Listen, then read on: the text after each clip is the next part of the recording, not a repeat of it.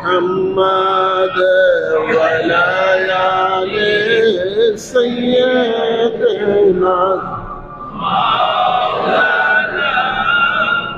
محمد اللهم صل على سيدنا مولانا محمد وعلى آل سيدنا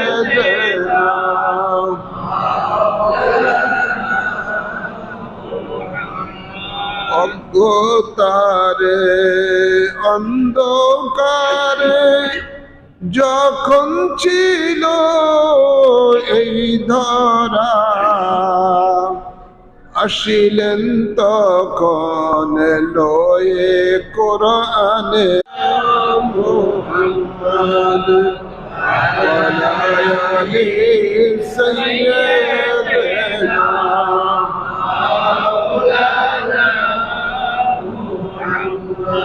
وتعزره وتوكره قرآنতে ঘোষণা নবীজিকে তাজিম করা মাওলানা মুহাম্মদ ওয়ালা আলি সাইয়্যিদিনা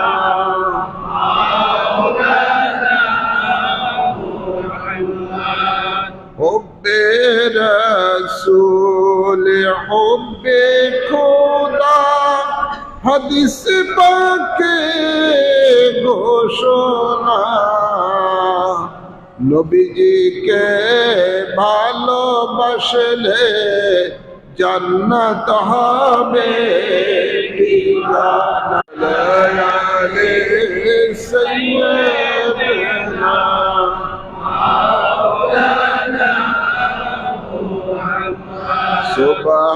সুবহানাল্লাহ ওয়ালহামদুলিল্লাহ লা ইলাহা ইল্লাল্লাহ সুবহানাল্লাহ ওয়ালহামদুলিল্লাহ লা ইলাহা ইল্লাল্লাহ লা ইলাহা ইল্লাল্লাহ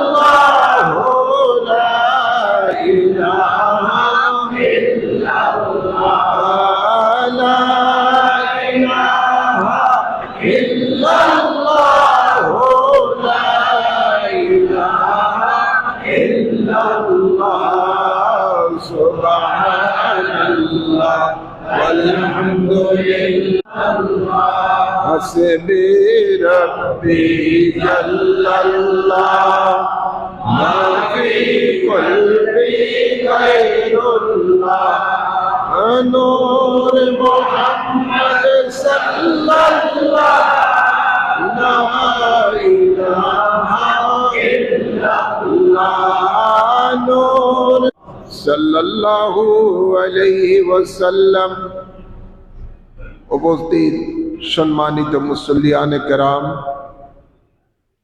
শুরুতেই মহান রব্বুল ইজ্জতের দরবারে আসুন আমরা শুকরিয়া আদায় করি, যিনি আমাদের সকলকে ঐতিহ্যবাহী বাইতুল ইজ্জত জামে মসজিদের মাঝে পবিত্র জুমার নামাজ আদায় করার জন্য আসার তৌফিক দান করেছেন। এই জন্য মাবুদের দরবারে সকলের শুকরিয়া দান করি আলহামদুলিল্লাহ।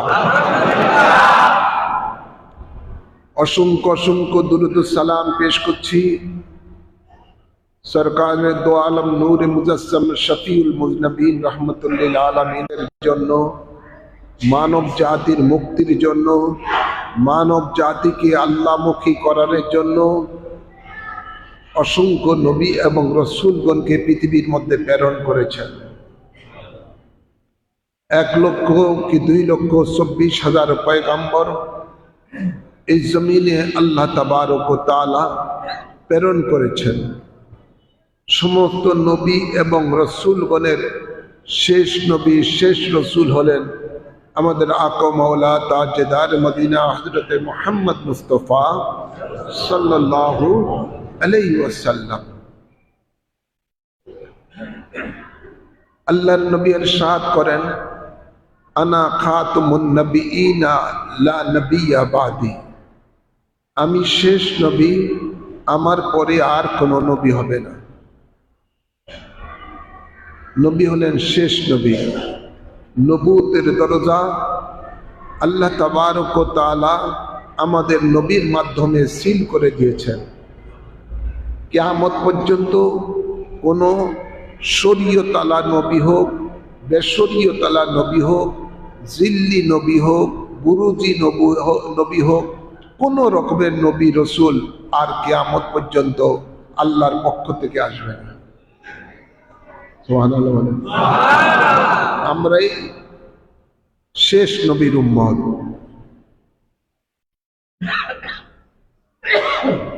রসুল পাক সাল্লাল্লাহু আলাইহি ওয়াসাল্লাম কে আল্লাহ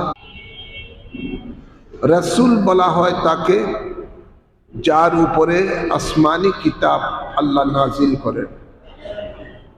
যিনি রসুল তিনি আবার নবীও।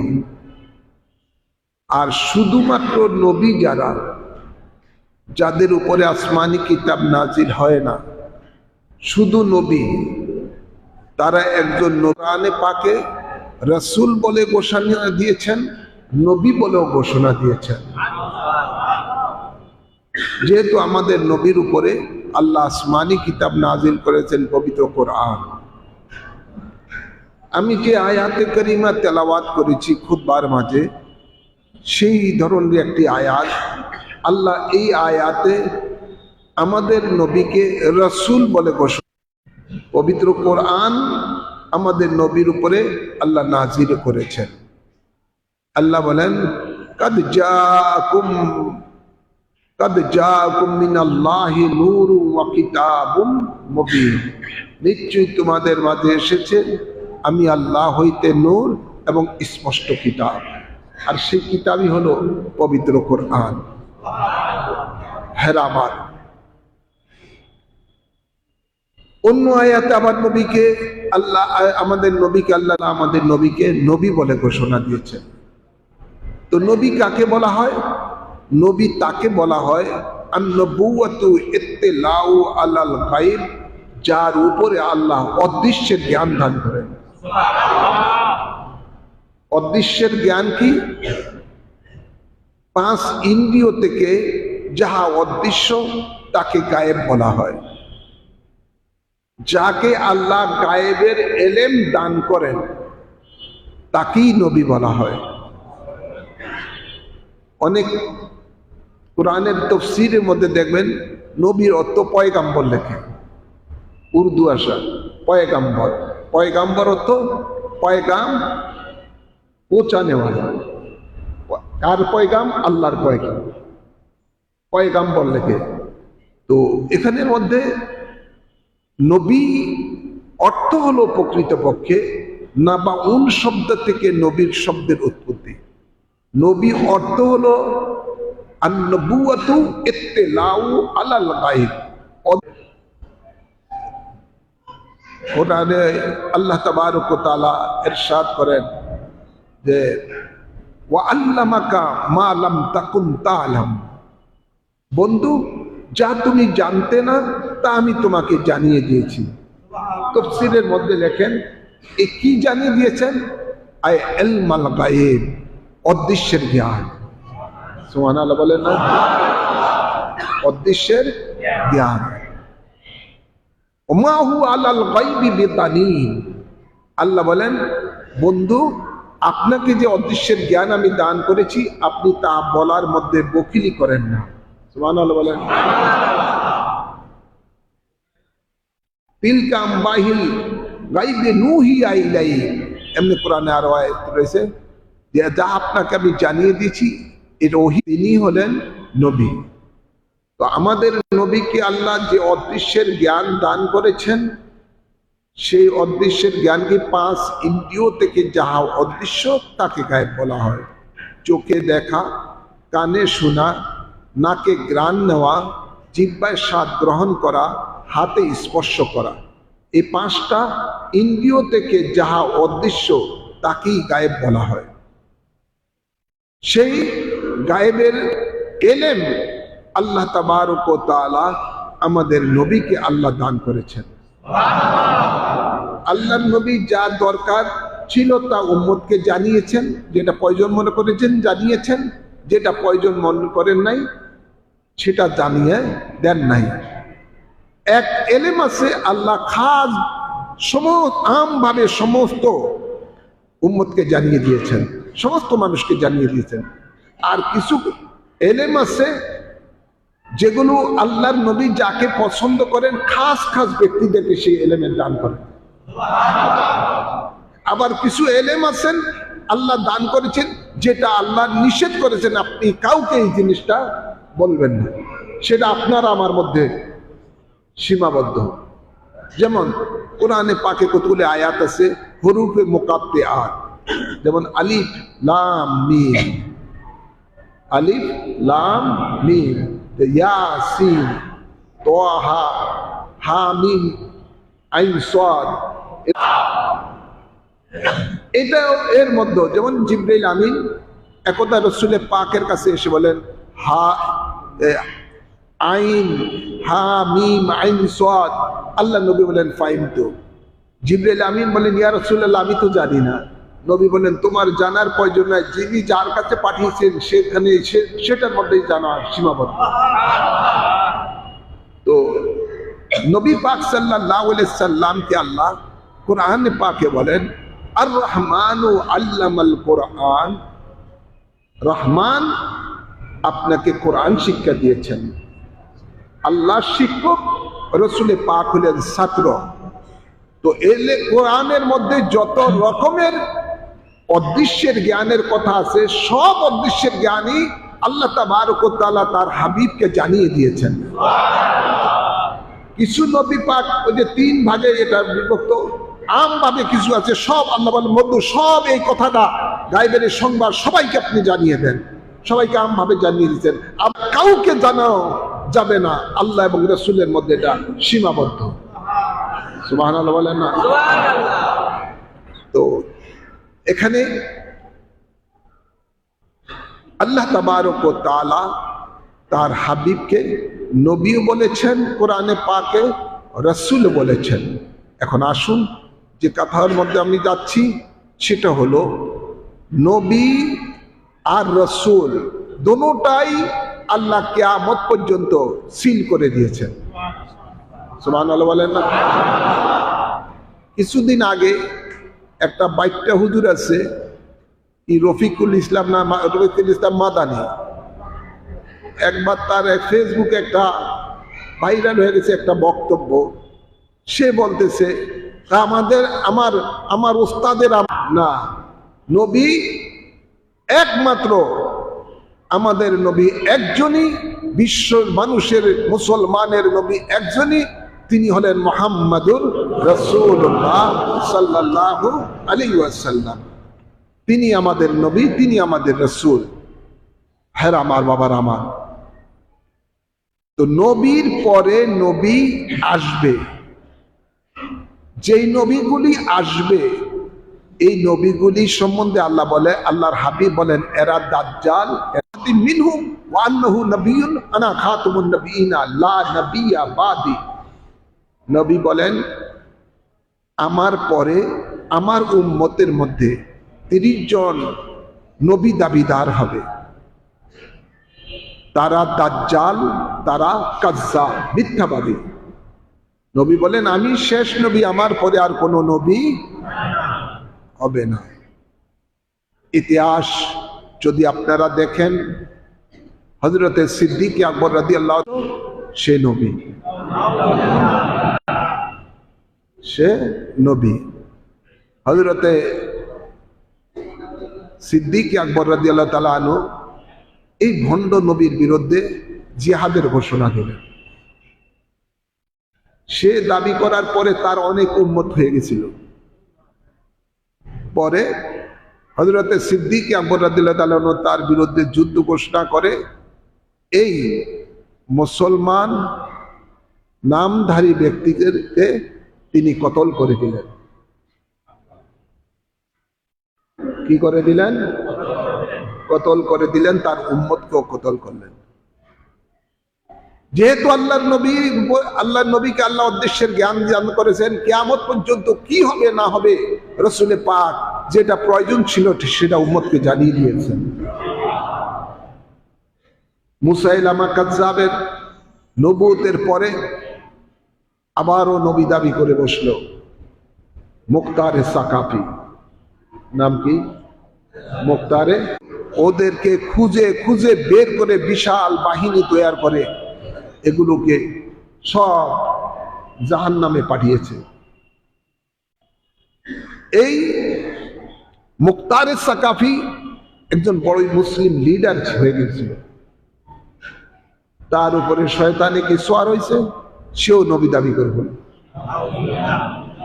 নাউযুবিল্লাহ বলতেন, নবী দাবি করে ফেললো। নবী দাবি হযরত ওয়াসি বদর ওহুদের যুদ্ধে নবী পাকের চাচা হযরতে আমির হামজাকে নৃশংসভাবে শহীদ করেছে। মক্কা বিজয়ের পরে এই ওয়াসি রাসূল পাকের কাছে আসলেন ইসলাম ধর্ম গ্রহণ করার জন্য। নবী পাক তাকে দেখে তার থেকে চেহারা মোবারক অন্যদিকে ফিরিয়ে নিলেন। যেদিকে ফিরিয়ে নিলেন রাসূল পাক চেহারা মোবারক, সেই দিকে আবার সে গেল। বললেন, ইয়া রাসূলুল্লাহ, আমাকে আপনি ইসলাম ধর্মের মধ্যে দীক্ষিত করুন।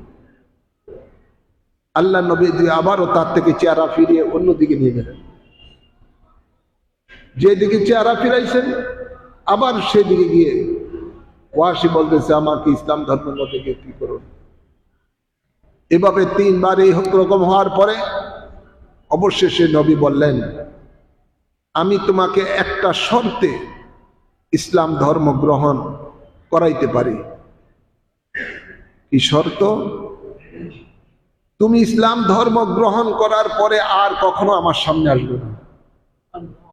ছিঁড়ে নিয়ে গেছো, এই দৃশ্য আমার চোখে ভাইসা ওঠে, সুতরাং তুমি আমার সামনে আর আসবে না। সে রাজি হলেন। আল্লাহ নবী তাকে ইসলাম ধর্ম গ্রহণ করালেন। ইসলাম ধর্মে দীক্ষিত হলেন ওয়াসি। তখন সে বললেন, ইয়া রাসূলুল্লাহ সাল্লাল্লাহু আলাইহি সাল্লাম, যেই বল্লম দ্বারা আপনার চাচাকে আমি শহীদ করেছি, ওই বল্লম দ্বারা আপনার বড় একটা শত্রুকে হত্যা না করা পর্যন্ত আল্লাহ যেন আমার মৃত্যু না দেয়। সুবহানাল্লাহ বলতেন না? এই ওয়াসি পর নবী দাবি করলো সাজা, নবী দাবি করলো সুজা, একটা মহিলা পর্যন্ত নবী দাবি করলো। তারপরে নবী দাবি করলো বাহুল্লাহ ইরানি, ইরান দেশে বাড়ি তার, যার সম্প্রদায়, যার দলের নাম হলো বাহাই সম্প্রদায়।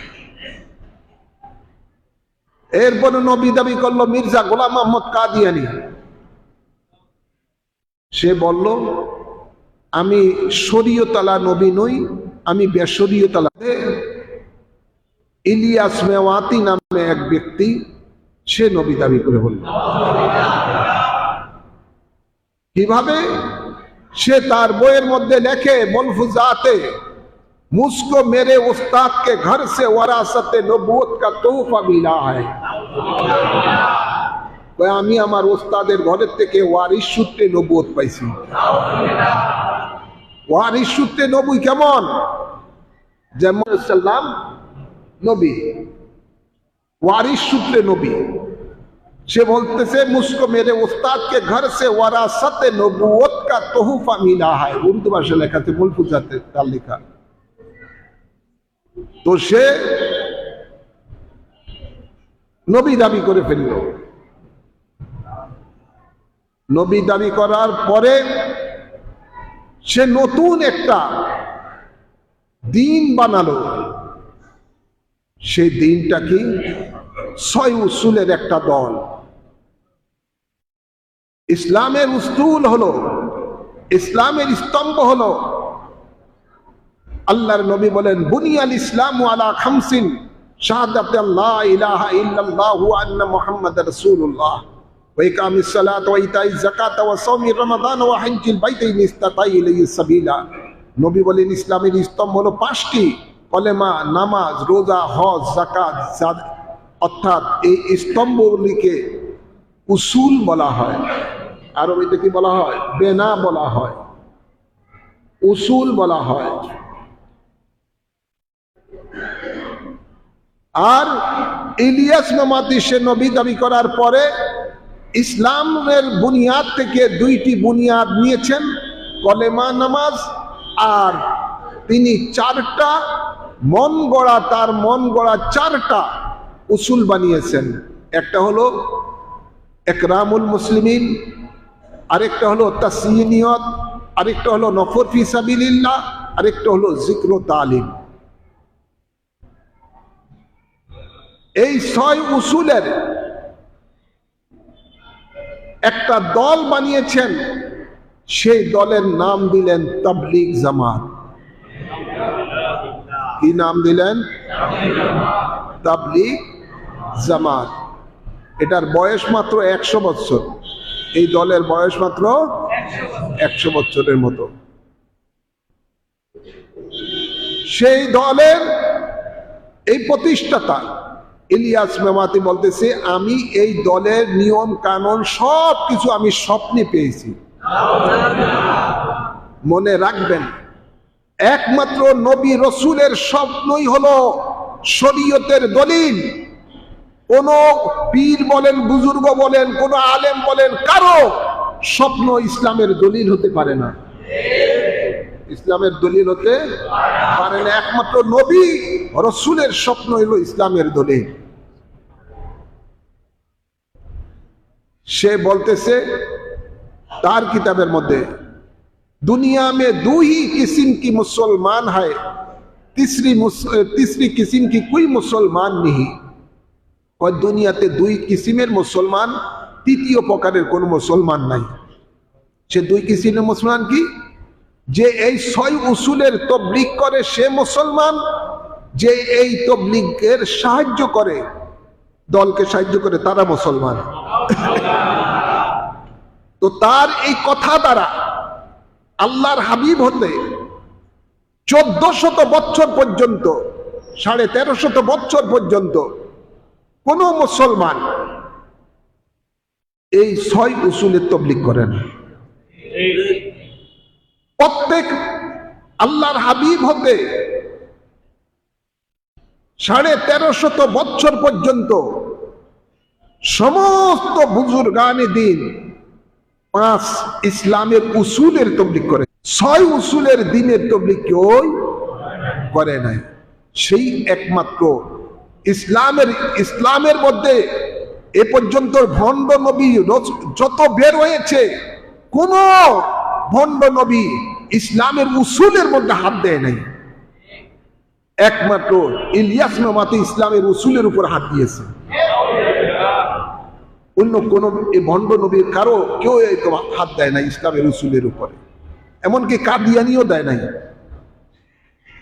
বাংলাদেশে কাদিয়ানি আছে, কাদিয়ানিও দেয় নাই।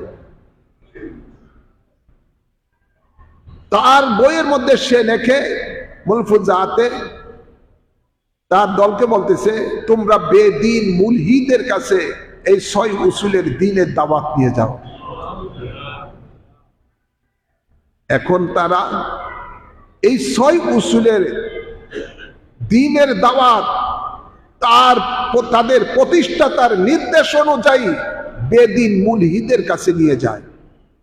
তো ওরা কি 5 ইসলামের স্তম্ভ বিশ্বাসী যারা উম্মতে মুহাম্মদী কি তারা বেদিন মুলহিদ মনে করে? তাই তো তারা মুসলমানের কাছে এই 6 উসুলের দ্বীনের দাওয়াত নিয়ে যায়। আমাদেরকে বেদিন মুলহিদ মনে করে আমাদের কাছে দ্বীনের 6 ঘুম কম হয়। ঘুম কম হওয়ার কারণে আমি স্বপ্নে কম দেখি, আর স্বপ্নে কম দেখলে তার দিক নির্দেশনা কম পাইতেছে। তখন হেকিম সাহেব পরামর্শ দিলেন, তুমি তোমার ঘুমানোর আগে ঠান্ডা তৈল মাথায় দিয়ে ঘুমাইও, তো তোমার ঘুম ভালো হবে। আর ঘুম ভালো হইলে তার ওই স্বপ্নে তার পাবে, তার স্বপ্ন বেশি হবে। হ্যাঁ আমার এই দলের আরো জঘন্য জঘন্য কতগুলি কথাবার্তা। প্রতিষ্ঠাতা সবচেয়ে বড় অন্যায় করেছে, সেটা হলো সে নবুয়ত নবী দাবি করেছে।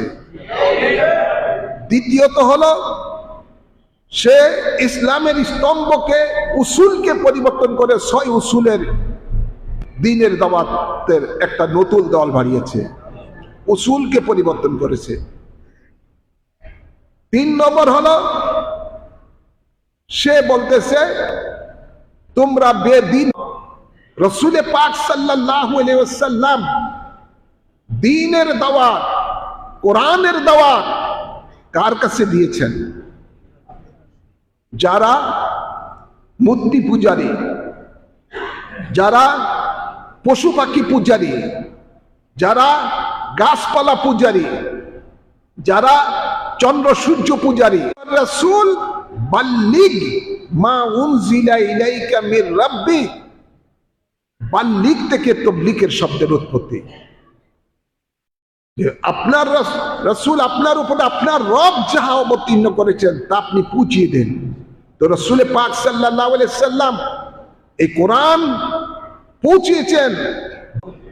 মনে রাখবেন, তাবলীগ হলো একমাত্র বিধর্মীদের কাছে, আর মুসলমানের কাছে হলো তাসগীর, ওয়াজ নসিহত। আল্লাহর নবীজি দ্বীনের তালিম, তাসগীর মসজিদের মধ্যে, আরাফাতের ময়দানে লক্ষ জনতাকে সামনে নিয়ে আল্লাহর নবী যে খুতবা দিয়েছিলেন, সেই খুতবার মধ্যে নবী বলেছেন, আমি কি তোমাদের কাছে আল্লাহর দ্বীনের দাওয়াত পৌঁছাই নাই? সমস্যরের সকলে দ্বীনের দাওয়াত দেওয়ার জন্য আজকে আমার দায়িত্ব আমি পরিপূর্ণ করলাম।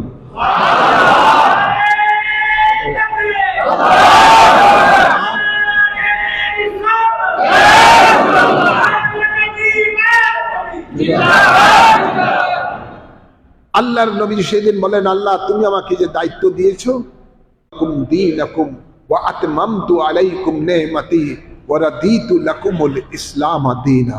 জোরে বলুন সুবহানাল্লাহ। আজ আমি তোমাদের জন্য দ্বীনকে পরিপূর্ণ করে দিলাম। সুবহানাল্লাহ বলেন না?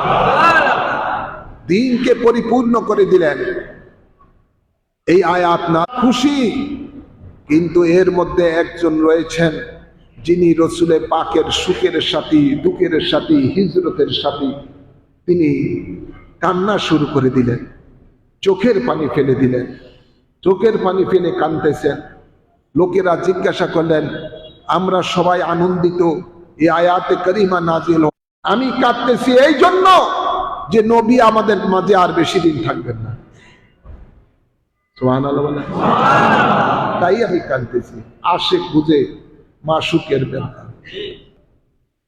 হ্যাঁ আমার বাবারা আমার, সেটাই ছিল রসুল পাকের জীবনের শেষ বিদায় হজ, শেষ ভাষণ। তো কথা বলতেছিলাম এটাই যে আল্লাহ দ্বীনকে কমপ্লিট করে দিয়েছেন, পূর্ণাঙ্গ করে দিয়েছেন। এর কোন জন্য বলেছি, যত ভণ্ড নবী বেরোয়েছে পর্যন্ত কেউ ইসলামের উসুলের উপরে হাত দেয় নাই, কিন্তু ইলিয়াস, ল্যাংড়া ইলিয়াস মেওয়াতি এটার উপরে হাত দিয়েছে। 5 ইসলামের স্তম্ভকে পরিবর্তন করে দিয়ে 6 ইসলামের স্তম্ভ বানিয়েছেন। আমাদের কাছে যদি কোরআনের একটি আয়াতও থাকে, সেটা মানুষের কাছে পৌঁছে দাও যেখানে কোরআনের আয়াত পৌঁছে দেয়।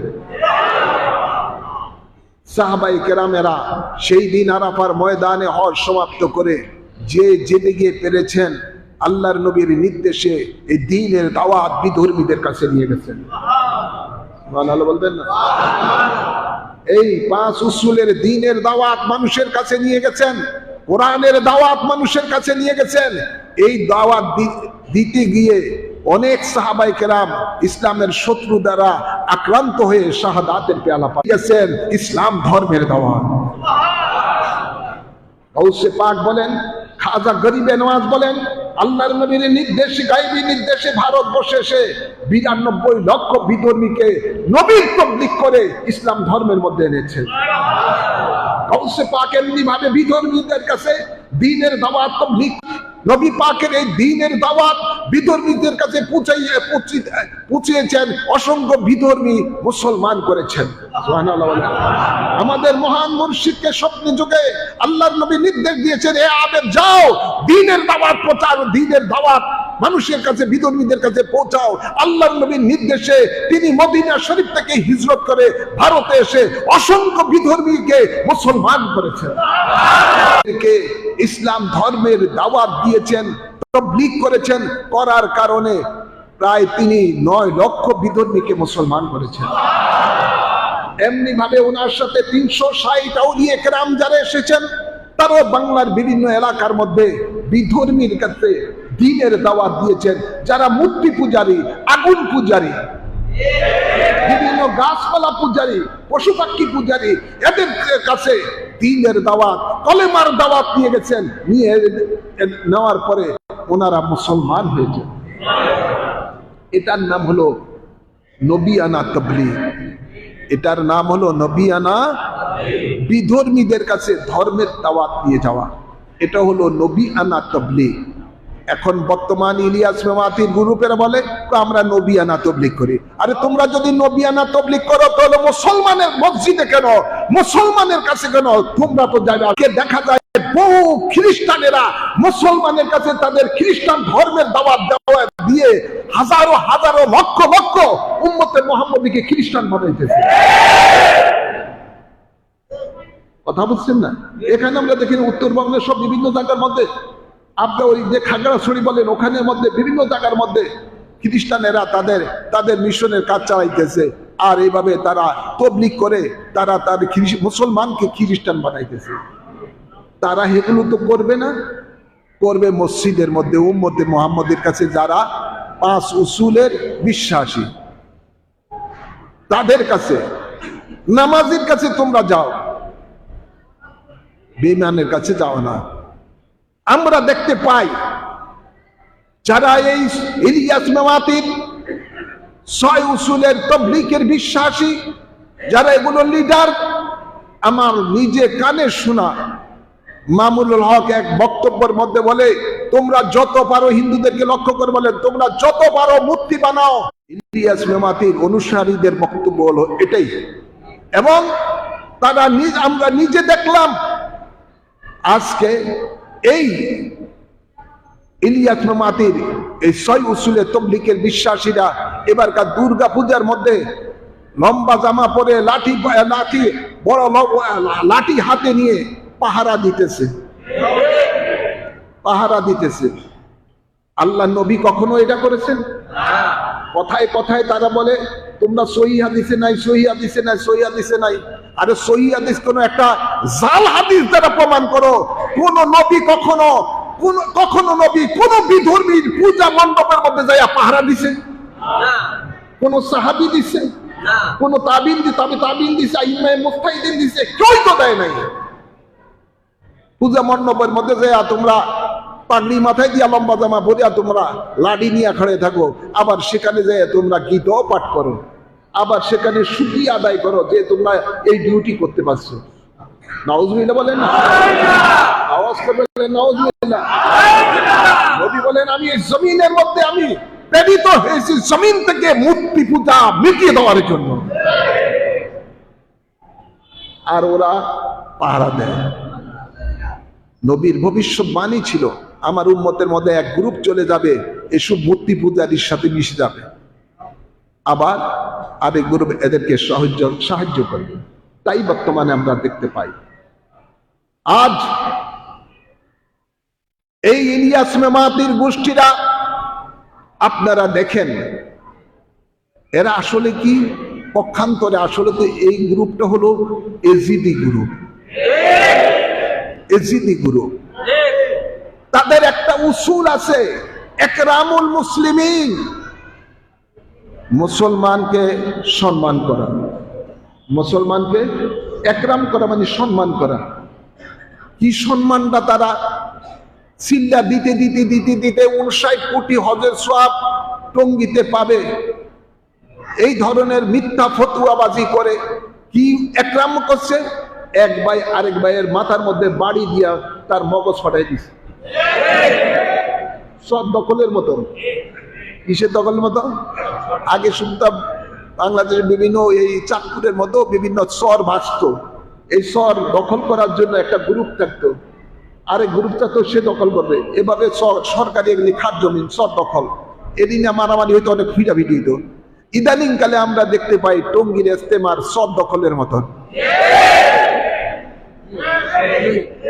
এমন একরাম করছে, কয় 7 জন মারা গেছে, কয় 4 জন মারা গেছে, বিভিন্ন শত শত নয়, আমার মনে হয় 1000 উপরে মাথা ফাইটা এখন হাসপাতালে আছে। এটা হলো তাদের আধুনিক একরাম। আধুনিক একরাম। ভাইয়ের আমার, বাবার আমার, মনে রাখবেন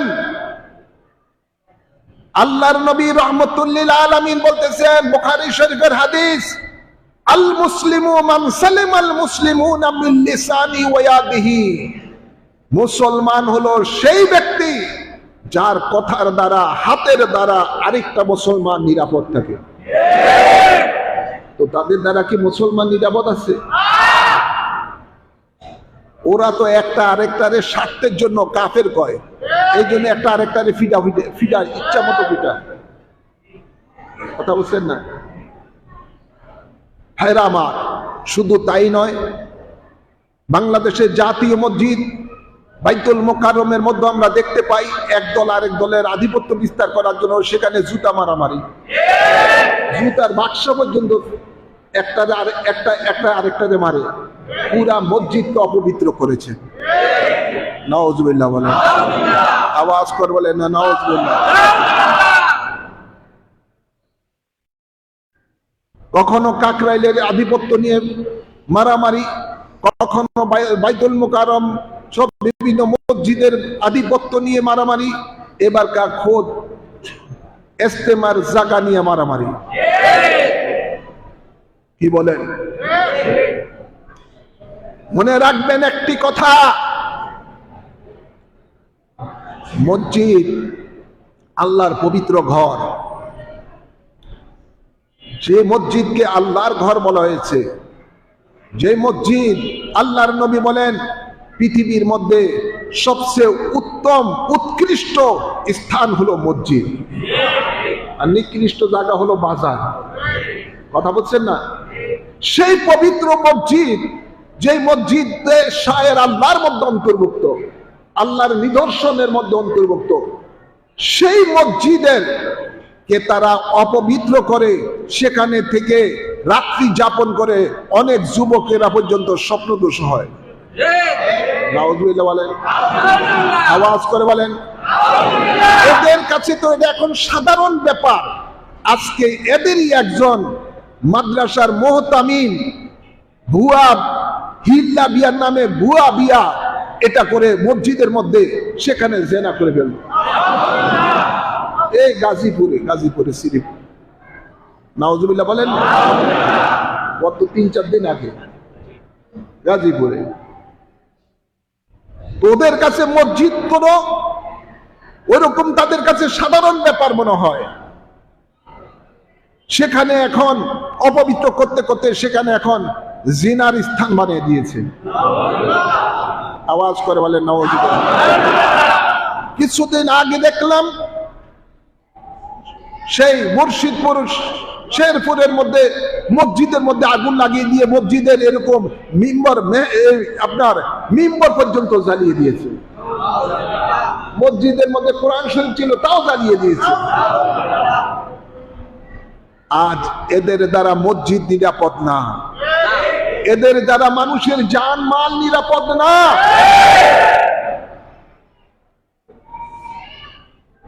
আপনারা দেখুন, ওদের অপকর্ম করতে করতে সীমা ছাড়িয়ে গিয়েছে। তাই সময়ের দাবি, সরকার যেন অচিরেই এই দলকে নিষিদ্ধ দল হিসাবে ঘোষণা করে। এরা ইসলামের শত্রু, এরা মানবতার শত্রু, এরা মানুষের জান মালের শত্রু, আল্লাহর ঘরেরও শত্রু।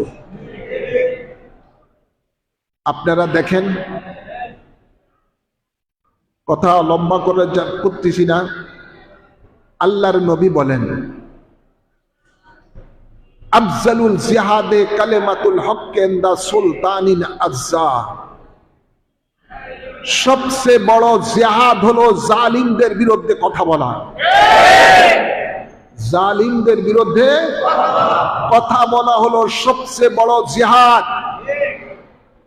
আমরা কি আজও পর্যন্ত এই দলের থেকে কোন এই ধরনের জালিমদের বিরুদ্ধে প্রতিবাদ করার কোন দৃশ্য পৃথিবীর মধ্যে কোন মানুষ এখনো দেখতে পায় নাই?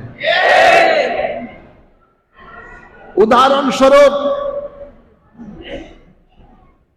এই দল এমন একটি দল যেই দলের পক্ষ থেকে জালিমদের বিরুদ্ধে কোনো কথা আসে না। ইরাকের মধ্যে লক্ষ লক্ষ মুসলমানদেরকে আমেরিকা বোম মেরে, তার যৌথ বাহিনী বোম মেরে লক্ষ লক্ষ মুসলমানকে শহীদ করেছে। এদের পক্ষ থেকে, এদের দলের পক্ষ থেকে কোনো প্রতিবাদ নাই। বলেন, আজকে ফিলিস্তিনের মধ্যে, সিরিয়ার মধ্যে, লেবাননের মধ্যে, আজকে সেখানে ইসরায়েল এবং আমেরিকার দোসরেরা লক্ষ লক্ষ মুসলমানের সন্তানদেরকে, নিরপরাধ মানুষদেরকে বোমা মেরে মেরে শেষ করে দিচ্ছে। এদের তরফ থেকে কোনো প্রতিবাদ নাই, কোনো প্রতিবাদ নাই। ভারতের মধ্যে বাবরি মসজিদ সহ বিভিন্ন মসজিদ এবং বিভিন্ন মুসলমানের মা বোনদেরকে ইজ্জত নষ্ট করতেছে, বিভিন্ন মসজিদ ভাঙচুর করতেছে। এদের পক্ষ থেকে কোনো প্রতিবাদ নাই। পার্শ্ববর্তী রাষ্ট্র মায়ানমার মধ্যে হাজারো হাজারো মুসলমানদেরকে তারা জ্বালিয়ে পুড়িয়ে শেষ করে দিয়েছে। বাংলাদেশের মধ্যে প্রায় 12 থেকে 15 লক্ষ মুসলমান মায়ানমার মুসলমানদের মধ্যে আশ্রয় নিচ্ছে। এই দেশের মধ্যে লক্ষ লক্ষ মানুষকে তারা শহীদ করে দিয়েছে। এদের পক্ষ থেকে কোনো প্রতিবাদ নাই। প্রতিবাদ, কোনো প্রতিবাদ নাই। বাংলাদেশের মধ্যে যত অত্যাচারিত সরকার অতীতে ছিল বা যা ছিল, কখনো তাদের দল থেকে কোনো প্রতিবাদ নাই। এরে বাবা, প্রতিবাদ কেন নাই? এই জন্য নাই, আল্লাহ নবী সহিহ হাদিস, বুখারী শরীফের হাদিস, আল্লাহ নবী বলেন আসাকিতু আনিল হককে শয়তানিন আকরাস, যে সত্য কথা বলে না সে বোবা শয়তান। ওদের তো ঈমান নাই, যার কারণে সত্য কথা বলে না। ওদেরকে ভিসা, আপনি যদি চেষ্টা করেন আমেরিকার ভিসা পাবেন না, ইউরোপ কান্ট্রির ভিসা পাবেন না, ওদের ইসরায়েলের ভিসা পাবেন না। কিন্তু এরা যখন যায়, পাসপোর্ট কাকরাইল থেকে যায়, এদের ভিসা হয়ে যায় অটোমেটিক, দলে দলে যায়। কেন? সমস্ত পেট্রো ডলার গুলো তাদের হাতে আসে। আজকে এই টঙ্গী দখল, এটা ইজতেমা দখল, এটা কিন্তু বাহ্যিক ব্যাপার নয়। মূল ব্যাপারটা হলো তাদের অর্থ। আপনার এই অর্থ নিয়েই যত তাদের মধ্যে কেলেঙ্কারি, ভাগবাটোরা নিয়ে। আজকে আমি বলতে চাই এটাই, যে এই দল স্পষ্ট একটা গুমরাহী দল, স্পষ্ট একটা সন্ত্রাসী দল।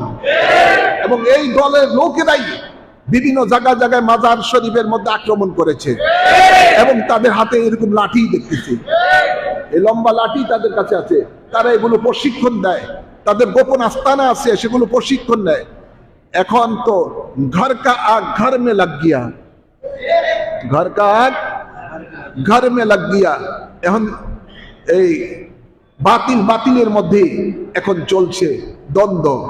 এটা আরো ইনশাআল্লাহ আরো জমবে, আরো জমবে, আরো জমবে। সামনে খেলা এখনো বাকি আছে, এখনো কেন বাকি আছে বলবেন না? এই জন্য বলবো, এরা যখন এই লাঠি নিয়া মসজিদ আগুন দিয়েছে, বিভিন্ন মাজার শরীফে ভাঙচুর করেছে, আগুন দিয়েছে, আরে আল্লাহ ছেড়ে দেয় না। এখন ওই লাঠি, যে লাঠি দিয়ে বিভিন্ন দরবারে আক্রমণ করেছে, মাজারে আক্রমণ করেছে, ওই বিভিন্ন জায়গায় আগুন দিয়েছে, এখন তাদের জঙ্গির ইস্তেমারের মধ্যেই আগুন জ্বলছে। আর ওদের ওই লাঠি দ্বারা একটা আরেকটাকে মারতেছে। এটা আল্লাহর মায়ের দুনিয়ার ভাই। আল্লাহ বলেন, মান আদালি ওয়ালিয়ান ফাকাদ আযানতু বিল হারব। আমার ওলিদের সাথে যারা দুশমনি করে, আমি আল্লাহ তার বিরুদ্ধে যুদ্ধ ঘোষণা করে দেই। এখন যুদ্ধ চলছে, আমরা ইমানদারেরা দেখতে থাকবো, আল্লাহর যুদ্ধ চলছে বাতিলের বিরুদ্ধে। হ্যাঁ আমার বাবার, আমার আলোচনা দীর্ঘায়িত করছি না, শুধু আপনাদেরকে দেশবাসীকে এই ব্যাপারে সতর্ক করে দিচ্ছি। এই তথাকথিত ইলিয়াসের স্বপ্নপ্রাপ্ত তবলিগ একটা ভ্রান্ত দল, ইমান বিধ্বংসী দল, একটা সন্ত্রাসী দল। এই দলের থেকে সকলে সাবধান থাকবেন। আর সরকারকে বলবো, হাজার হাজার কোটি টাকার সম্পদ, অত্যন্ত দামি সম্পদ, সেই টঙ্গীর ইস্তেমার সম্পদ, এটা যেন জনগণের সম্পদ, যেন জনগণের কাছে ফিরে আসে। এখানে যেন নতুন নতুন সরকারি ইন্ডাস্ট্রিজ গড়ে তুলে এই জায়গার মধ্যে মানুষের জন্য কর্মসংস্থান ব্যবস্থা হয়ে যায়।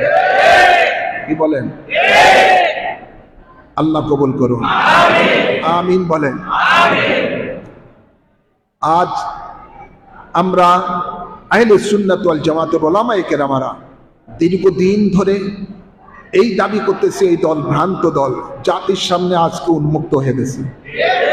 এটা একটা ভ্রান্ত দল। ভাইয়ের আমার, ওরা একটা আরেকটারে মারে, মরার পরে কয় শহীদ হয়েছে। এটা কোন যুদ্ধে কোন বিধর্মীদের সাথে যুদ্ধ করে শহীদ হয়েছে? শয়তানি ছাড়া আর অন্য কিছু না। তাই এই দলকে কখনো আপনারা কোনো মসজিদে ঢুকতে দিবেন না, কোন লোক এই দলের মধ্যে যে যাবেন না, ঈমান নষ্ট হয়ে যাবে। মনে রাখবেন, লা রুহবানিয়াতা ফিদ্দিন, ইসলামের মধ্যে কোনো বৈরাগ্যতা নাই, ইসলামের মধ্যে কোনো বৈরাগ্যতা নাই। একদা এক যুবক রাসূল পাকের কাছে এসে বলেন, ইয়া রাসূলুল্লাহ, আমি জিহাদে যাব, জিহাদে গেলে অনেক সওয়াব, জিহাদের শহীদ হলে, মরলে শহীদ, বাঁচলে গাজী, তার জন্য জান্নাত উন্মুক্ত। আমি জিহাদে যাব। নবী বলেন, তুমি জিহাদে যাবে ভালো কথা, আমি জানতে চাই তোমার ঘরে কেউ আসে নাকি? ইয়া রাসূলুল্লাহ সাল্লাল্লাহু আলাইহি ওয়াসাল্লাম, আমার ঘরে আমার বৃদ্ধ মা আছে। আল্লাহ নবী বলেন, যাও, তোমাকে যুদ্ধে যেতে হবে না, তোমার মায়ের সেবা করো, সেখানে তোমার জান্নাত,